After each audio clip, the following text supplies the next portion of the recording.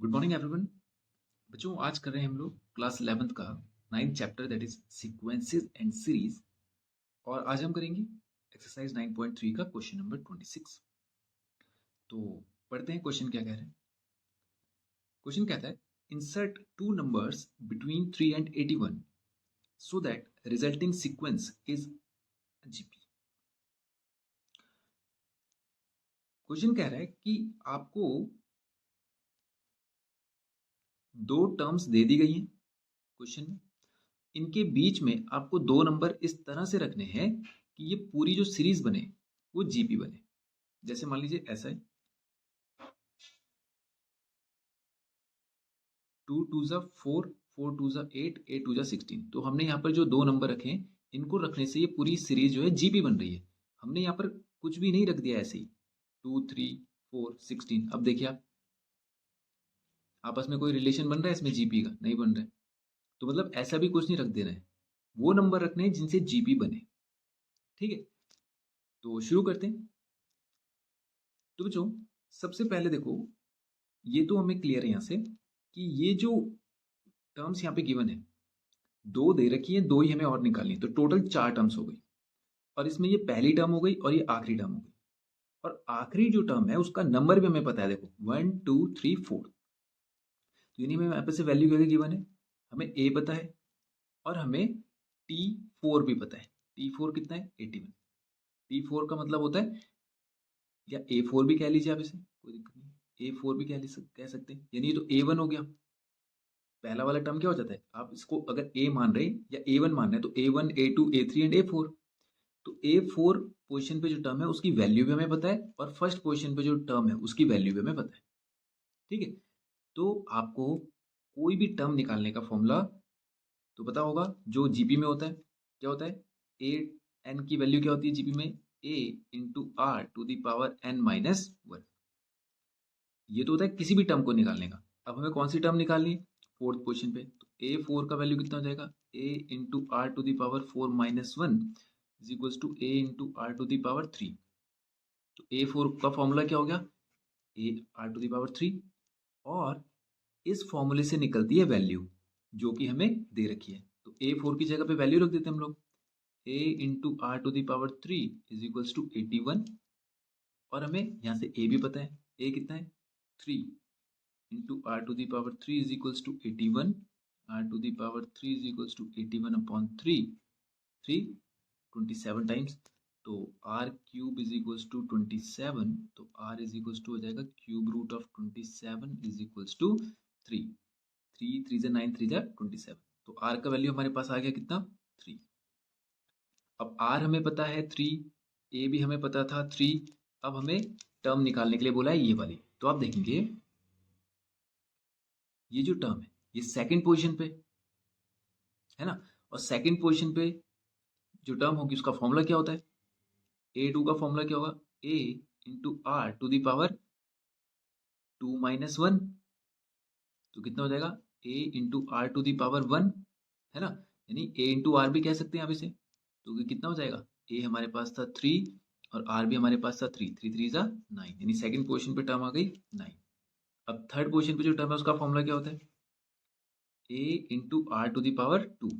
आपको पता चल गया होगा अब तो कि जो भी पोजीशन पे आपको टर्म निकालना है उसमें आर हमेशा 1 लेस होता है। देखो फोर्थ पोजीशन का टर्म था तो आर की पावर 3 थी।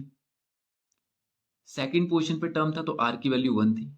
तो थर्ड पोजीशन पे जो टर्म होगा उसमें आर का वैल्यू 2 होगा और ए तो एज इट इज रहता है, एक जैसा ही रहता है ए सब में। तो ए हो गया हमारे पास 3, आर का पावर हो गया, आर था 3, 3 का पावर हो गया 2। तो कितना हो जाएगा 3 3 जा 9 3 जा 27। ये आ गया। अब देखेंगे क्या सीरीज जीबी बना दें, 3 3 जा 9, 9 3 जा 27, 27 3 जा 81। तो ये नंबर हमने रखे तो इससे पूरी की पूरी ये जीबी बनती है।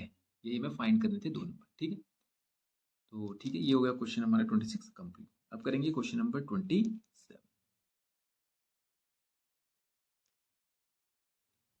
तो बच्चों देखते हैं क्या कह रहा है क्वेश्चन 27। बोल रहा है find the value of n so that this may be the geometric mean between a and b. देखेंगे पहले समझ लेते हैं क्वेश्चन का मीनिंग क्या है, ये ज्योमेट्रिक मीन क्या होता है? देखिए, सपोज कीजिए कोई सीरीज है, 2 2 4, 2 8, 2 16, 2 32, ठीक है। यहां पर जो मीन का मतलब है कि कोई भी दो नंबर जिनका आप ज्योमेट्रिक मीन निकाल रहे हैं, तो उनका ज्योमेट्रिक मीन होगा उन दोनों नंबर के एग्जैक्ट एकदम मिड का नंबर। समझ गए आप? जैसे 8 और 2 के बिल्कुल मिड में कौन है? 4। वैसे ही अगर मैं 2 और 32 के बीच में बोलूं, तो 2 और 32 के एग्जैक्ट मिड में कौन है? 1 2 3 4 5। तो ये वाला होगा, दो इधर से गए दो इधर से गए तो 8 होगा। तो यहां पर ये होता है मीन का मतलब, कि कोई भी दो टर्म जिनकी आप बात कर रहे हो, जिनका आप मीन चाहते हो लेना, उनके एग्जैक्ट बीच में सेंटर पोजीशन पे जो नंबर आ रहा होगा वो होगा उन दोनों नंबर का ज्योमेट्रिक मीन।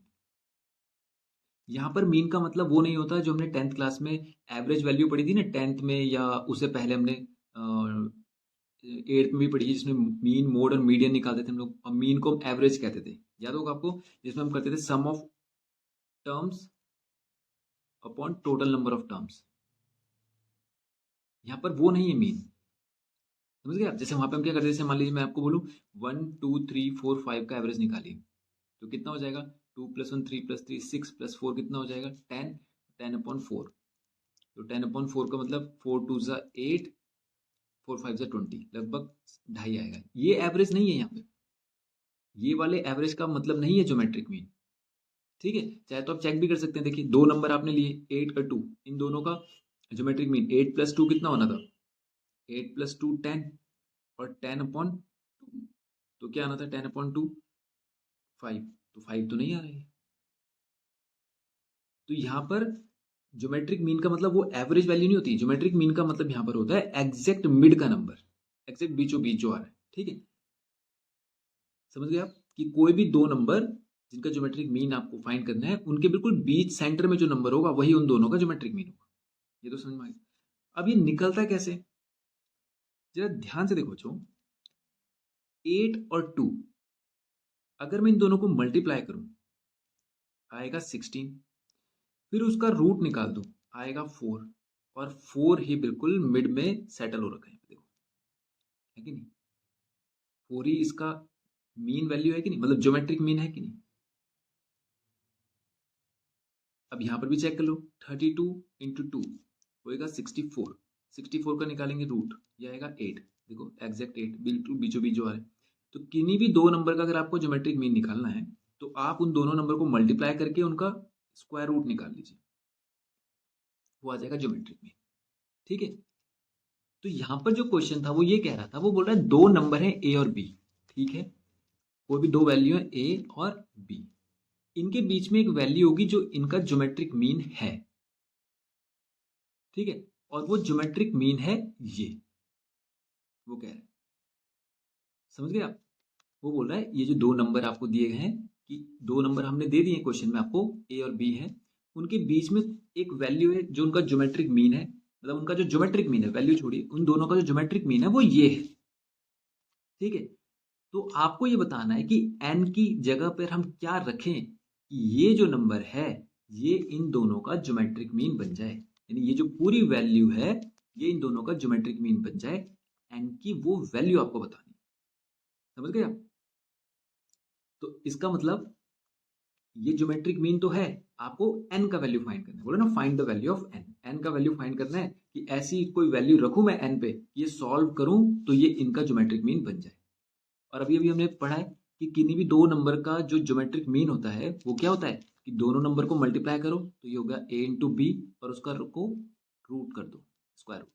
तो इसका मतलब यहाँ पर इन दोनों का ज्योमेट्रिक मीन क्या होगा? Root a b. तो कोई भी दो नंबर जो है उनका जो ज्योमेट्रिक मीन होता है वो होता है √AB। ठीक है, तो शुरू करते हैं क्वेश्चन।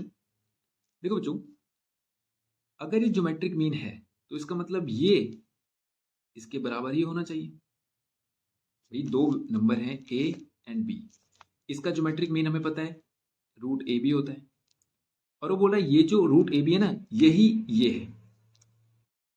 जैसे ना किसी बात को हम बोलने का हमारा दो तरीके से हम बोलते हैं। जैसे आपको अपना नाम बताना हो तो आप बोलेंगे मेरा नाम ये है, या ये मेरा नाम है। जैसे आपका नाम रमन है तो आप बोलोगे मेरा नाम रमन है, या रमन मेरा नाम है, कुछ भी आप बोलो, तो बात तो आप एक ही बता रहे हो। तो वैसे ही यहाँ पे जो ज्योमेट्रिक मीन है, यहाँ पर वो रूट ए बी है, होता है, ये हमें पता है। और वो बोल रहा है कि जो रूट ए बी है यही इस समय ये बनता है। तो इसका मतलब ये जो वैल्यू है ये रूट ए बी के बराबर होगी कि नहीं? बिल्कुल होगी। तो हम इसको रख भी देते हैं फिर, a to the power n plus one plus b to the power n plus one upon a to the power n plus b to the power n. ये किसके बराबर होगा?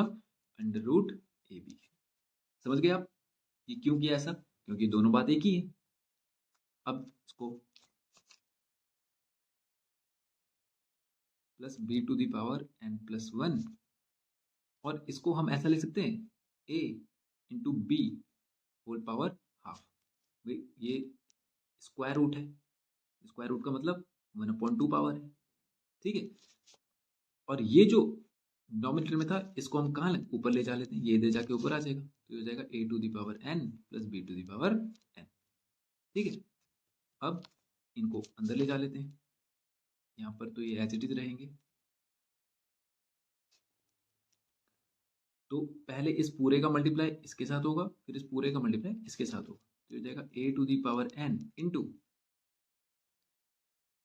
ए to the power half into b to the power half. मैंने ये दोनों के साथ लगा दिया था, ठीक है। फिर प्लस का साइन, ये पूरा फिर इसके साथ मल्टीप्लाई होगा, तो b to the power n into a to the power half into b to the power half, ठीक है। A to the power n plus one is equals to, अब देखिए जो बेस दोनों का सेम है, ठीक है। या ऐसा करते हैं, अब इनको ऐड नहीं करते, इनको हम बाहर लेके सीधा इधर लेके आ जाते हैं, right hand left hand side लेके आते हैं। तो ये बनेगा a to the power n into a to the power half to b to the power half, और ये भी इधर आके माइनस हो जाएगा, ठीक है। और राइट हैंड साइड से जब हम सब कुछ उठा के इधर लेके आ गए तो यहाँ क्या बचेगा? 0। ओके, अब क्या करते हैं, अब देखो जो इन दोनों का पेयर बना लेते हैं, ये दो और इन दो का पेयर बना लेते हैं, a to the power n plus one, ठीक है। क्या हम इसको ऐसा लिख सकते हैं a to the power n into a to the power one, इसको, क्योंकि जब बेस सेम रहा होगा तभी तो ये ऐड होके एन प्लस वन बना होगा, तो मैंने इसको ब्रेक करके ऐसे लिख दिया, लिख सकता हूँ, बिल्कुल लिख सकता हूँ। और इसके साथ जाएगा a to the power n into a to the power half into b to the power half, फिर प्लस ब्रैकेट भी लगा देते हैं, b to the power n plus one को मैं b to the power n into b to the power one कर सकता हूँ, minus b to the power n b to the power half into a to the power half is equals to 0, ठीक। अब हम क्या करते हैं,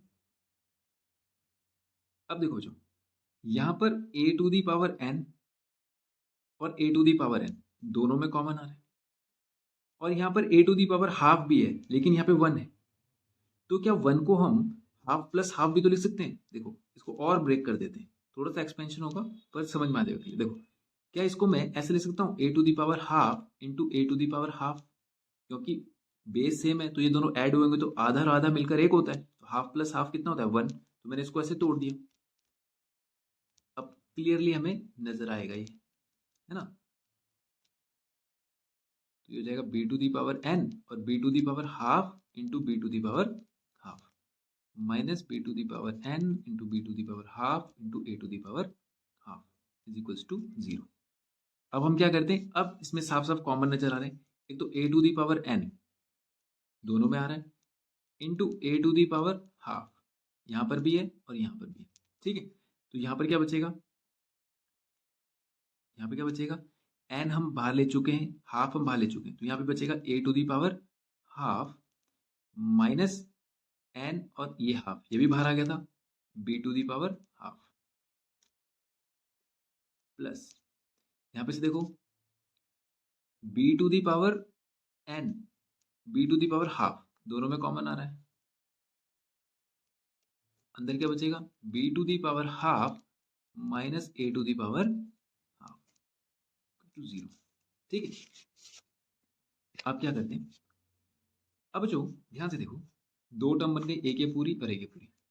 अगर ये दोनों इक्वल होते, एक जैसे होते, तो हम क्या कर लेते, इसको कॉमन ले सकते थे। इक्वल मतलब यहाँ पर a to the power half minus b to the power half, जबकि यहाँ पर b to the power half minus a to the power half है ना। अगर ये इधर आ जाता और ये इधर आ जाता तो सही हो जाता। तो क्या हम ऐसा कर सकते हैं इनको? अब देखो बेस सेम है तो इसको ऐड कर लेते हैं, n प्लस हाफ। ठीक, और यहाँ क्या बनेगा, a to the power half minus b to the power half. और अगर मैं इसका माइनस कॉमन ले लूं, इसकी भी पावर ऐड हो जाएगी, n प्लस हाफ। अगर मैं माइनस कॉमन ले लूं तो अंदर बच्चों यही तो आएगा, a to the power half minus b to the power half. देखो क्या किया हमने, हमने ये माइनस कॉमन लिया, तो माइनस कॉमन लेने से दोनों के साइन रिवर्स हो जाते हैं। तो ऐसा करने से इस पे कोई फर्क नहीं पड़ेगा, ये वही रहेंगे जो पहले थे। आप चेक कर सकते हैं, जैसे ही मैं इसको अंदर ले जाऊंगा माइनस को, तो a to the power half जो हो जाएगा वो माइनस का हो जाएगा और बी प्लस का हो जाएगा। तो देखो बी प्लस का ही तो था यहाँ पर और ए माइनस का ही तो था। तो इसका मतलब ये माइनस कॉमन लेने से एक तो मुझे वो वैल्यू मिल गई जो चाहिए थी, और ऊपर से इनकी वैल्यूज में कोई फर्क नहीं आया। ठीक है, वैल्यूज में भी कोई फर्क नहीं आया, क्योंकि हम अपनी मर्जी से चेंज कर सकते हैं, लेकिन चेंज ऐसा होना चाहिए जो वैल्यूज में कोई फर्क ना डाले। ठीक है, तो अब देखो ये दोनों हमें एक जैसे मिल गए, तो हम इनको कॉमन ले लेते हैं, a to the power half minus b to the power half. ये कॉमन आ गया। अब यहाँ क्या बचेगा, ये दोनों बाहर आ गए तो बचेगा ये दो, a to the power n plus one upon two minus b to the power n plus one upon two is equals to आ जाएगा कितना, 0। ठीक है, अब ये पूरा मल्टीप्लाई में तो ये तो इधर जाके हो जाएगा क्या, 0, होगा कि नहीं होगा। तो इसको हम ऐसा कर सकते हैं, a to the power n plus one upon two minus b to the power n plus one upon two is equals to 0, होगा कि नहीं भैया। ये जो पूरा था ये मल्टीप्लाई में था इसके साथ, तो इधर जाके ये कहाँ चला जाएगा, अपॉन में चला जाएगा। और जैसे 0 अपॉन 2 करेंगे आप तो ऐसे बोलेंगे 2 0 ज़ा 0, तो इसका मतलब इन दोनों का रिजल्ट भी 0 आना। तो ये जब यहाँ नीचे गया होगा तो इसको रिजल्ट करके जो सॉल्व करके जो रिजल्ट आया होगा वो भी 0 आया होगा, तो मतलब ये 0 हो गया। हम डायरेक्ट ऐसे बोल लेते हैं ना। अब यहाँ पर से देखेंगे ये बचा, तो इसको ऐसा लिख सकते हैं, a to the power n plus one upon two is equals to b to the power n plus one upon two. ये माइनस इधर जाके प्लस हो गया। ठीक है, ये आ गया a to the power n plus half is equals to b to the power n plus. ठीक है, अब इसको इसके डिनोमिनेटर में लेके आया जा सकता है, तो हम इसको ऐसे लिख सकते हैं, a to the power n plus half upon b to the power n plus half is equals to 1। ऐसा क्यों किया, देखो बच्चों, जब हमने यहाँ पर यहाँ पे 0 किया था, याद है आपको, ये यहाँ पर माइनस के साथ था, इधर जाके प्लस हो गया तो 0 था। मतलब यहाँ पे 0 था तो ये माइनस बना, यहाँ पर 1 था तो ये डिवाइड बना। ये डिफरेंस नजर आ रहा है आपको कि यहाँ पे 1 क्यों लिखा हमने, क्योंकि जब आप इसको इधर ले जाएंगे तो अगर आपने यहाँ पे 0 लिख दिया तब तो ये इंटू 0 पूरा 0 हो जाएगा, तो हमारी तो इक्वेशन ही बदल जाएगी। समझ रहे हैं आप। अगर मान लीजिए यहाँ पे मैं 1 ना लिख कर 0 लिखता तो इसका मतलब ये इसके साथ मल्टीप्लाई होकर 0 हो जाता, जबकि पुरानी इक्वेशन में तो ये था, ये रहना चाहिए, लेकिन हमने यहाँ से 0 बना दिया, इसलिए यहाँ पे 0 नहीं आएगा, क्या आएगा 1। तो इससे डिनोमिनेटर में चला जाएगा और डिनोमिनेटर में जाके इनकी वैल्यूज में कोई फर्क नहीं पड़ेगा। आप इसको मल्टीप्लाई करेंगे तो b to the power n plus one n plus half into 1 is equals to ये ही होने वाला है, एज इट इज ही रहेगा ना, तो कोई फर्क नहीं आएगा। तो यहाँ पर आपको ध्यान देना है एक तो कि यहाँ पर 1 क्यों आया, समझ में आया। अब इससे होगा क्या, ऐसा क्यों कि हमने दोनों की पावर सेम है, तो क्या हम इसे ऐसे लिख सकते हैं बच्चों, a upon b to the whole power n plus half is equals to 1, लिख सकते हैं। ठीक है, और आपको पता है a to the power half a upon b to the whole power n plus half is equals to ये 1 है। अब इसको हम सॉल्व कर सकते थे अगर यहां पर भी ये जो बेस है वो एक जैसा हो जाता। सपोज कीजिए यहाँ पर ए अपॉन बी था, यहाँ याद है आपको हमने ऐसे करते थे हम लोग, जैसे मान लो ए टू दी पावर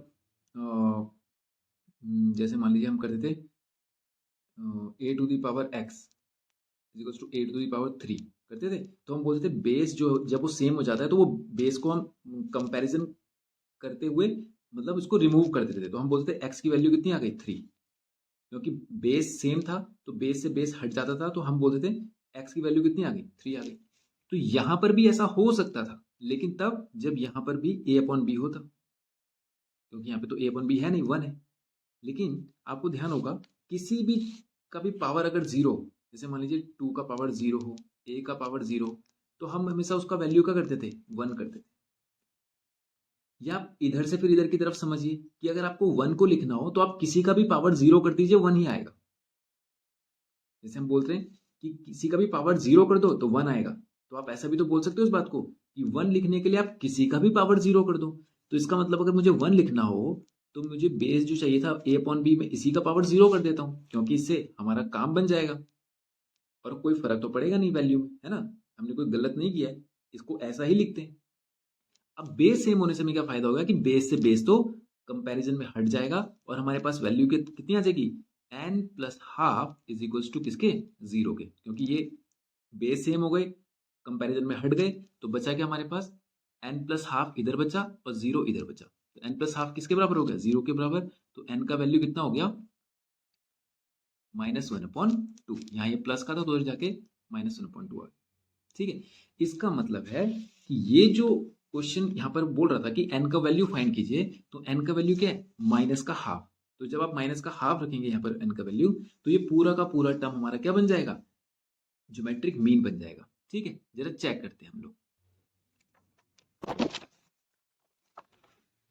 देखो हमने यहाँ पे a to the power n plus 1 plus b to the power n plus 1 upon में a to the power n plus b to the power n का वैल्यू हमने क्या निकाला माइनस का हाफ, है ना। तो जरा यहाँ वैल्यू रखते हैं, क्या ज्योमेट्रिक मीन बनता है। देखो रखो n का वैल्यू माइनस हाफ, तो ये हो जाएगा a to the power n minus half, sorry a to the power n की जगह पे माइनस हाफ रखना है और plus 1 plus b to the power minus half plus 1 upon में a to the power minus half plus b to the power minus half. अब देखो एक में से आधा गया तो कितना बचता है आधा ही बचता है, तो 1 माइनस हाफ हाफ ही होता है प्लस का, क्योंकि प्लस 1 बड़ा है भाई। 1 माइनस हाफ होगा तो एक में से आधा जाएगा तो आधा ही तो बचेगा प्लस का, प्लस b की पावर भी हाफ बचेगा और अपॉन में यहाँ पर a की पावर हाफ है, तो बच्चों इसे 1 अपॉन a की पावर हाफ लिख सकते हैं। ये तो आपको पता है कि इसकी पावर को प्लस करना हो तो डिनोमिनेटर में ले जाऊंगा, और प्लस इसे भी 1 अपॉन b की पावर हाफ कर सकते हैं। अब a की पावर हाफ का मतलब होता है रूट a, b की पावर हाफ का मतलब होता है रूट b, और यहाँ पर ये हो जाएगा 1 upon root a plus 1 upon root b। ठीक है, अब चेक करो root a plus root b upon में जब मैं यहाँ पे एलसीएम लूंगा तो ये बनेगा root a b, root a into root b क्या बनेगा रूट ए बी, और ये इधर आ जाएगा root b plus root a। तो आप देखो ये दोनों तो एक ही चीज है a प्लस बी, ये हट जाएगा और ये चला जाएगा ऊपर, तो ये रूट ए बी आ रहा है कि नहीं आ रहा है। और देखो रूट ए बी ही तो किसी भी नंबर का ज्योमेट्रिक मीन होता है कि नहीं होता है। तो मतलब हमने अगर n की वैल्यू -1/2 रखें तो ये पूरा का पूरा वैल्यू क्या बन जाता है सॉल्व होकर रूट ए बी ही बन जाता है। ठीक है, ये तो मैंने आपको चेक करके बताया कि ये सच में ये काम कर रहा है कि नहीं कर रहा है ये वैल्यू। ठीक है, ये आपका सॉल्यूशन का पार्ट नहीं है, ये आपको दिखाना नहीं है, ये केवल मैंने चेक करने के लिए आपको बताया। आपका आंसर यहीं पर खत्म हो गया जहां पर n की वैल्यू हाफ है। ओके, तो ये हो गया बच्चों क्वेश्चन नंबर 27 हमारा कंप्लीट। ठीक है, ठीक है, तो आज के लिए इतना ही करेंगे इस वीडियो में, और नेक्स्ट वीडियो में करेंगे आगे क्वेश्चन। Thank you.